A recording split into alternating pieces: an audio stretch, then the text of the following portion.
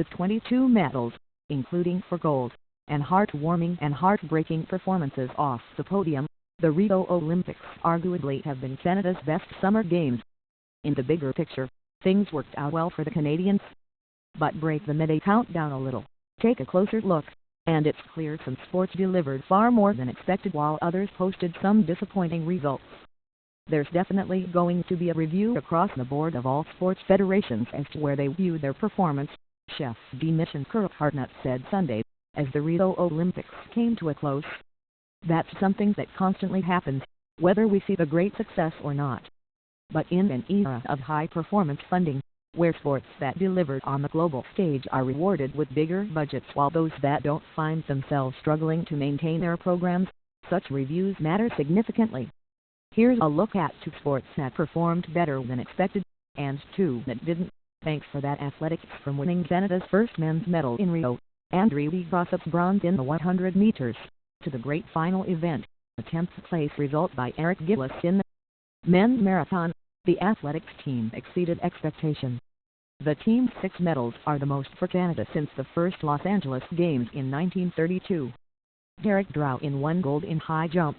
DeBross took silver in the 200, bronze in the 100 and, with his relay teammates, bronze in the 4x100 and multi-event athletes Ryan Eaton and Damian Warner won bronze medals in the heptathlon and decathlon, respectively. This was Canada's largest and most successful team ever. The only word I have is outstanding, said Athletics Canada head coach Peter Erickson, in summing up the team's performance. The only question for Athletics Canada now, as Erickson has already pointed out, is figuring out how to keep the success going for Tokyo 2020 and beyond. Swimming. That a teenager, who went into the Canadian Olympic swimming trials hoping to simply make the relay team, made history in Rio by becoming the first Canadian to win 4 medals at a Summer Olympics, set the tone in the pool. Penny Olsiak, a 16-year-old from Toronto, won Canada's first gold of the Games in the 100 freestyle to go along with silver in 100 butterfly and bronze medals with her relay teammates.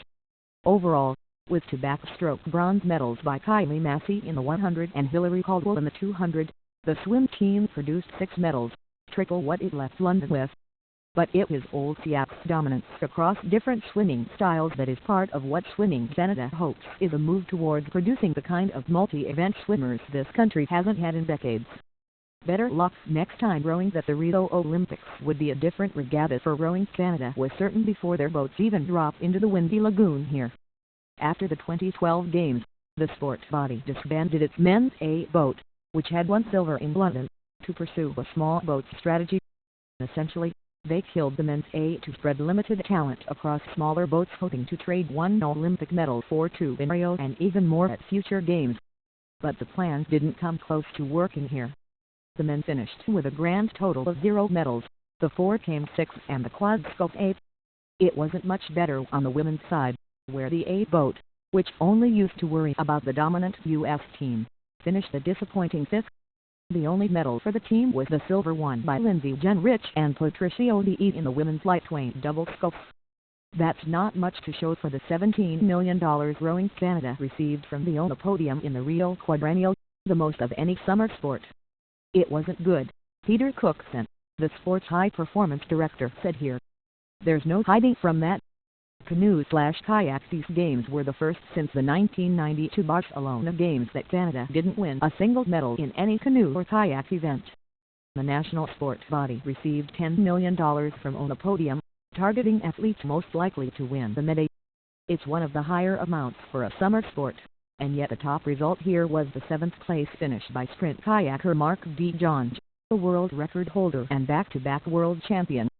It's a long way from London, when paddlers Adam Van Koverden, Mark Oldershaw and D. Johns delivered 3 medals. Each of the 3 sought a different course to renewed Olympic success here, with Van Koverden training for a time in Australia and D. Johns, an engineer by trade, tinkering with the mechanics of his equipment. But none of it worked for these men, all in their 30s and battling ever deeper international fields. Canoe Kayak Canada, which began a high-performance review last fall, has said it will move ahead with numerous changes, including staffing, in the coming months.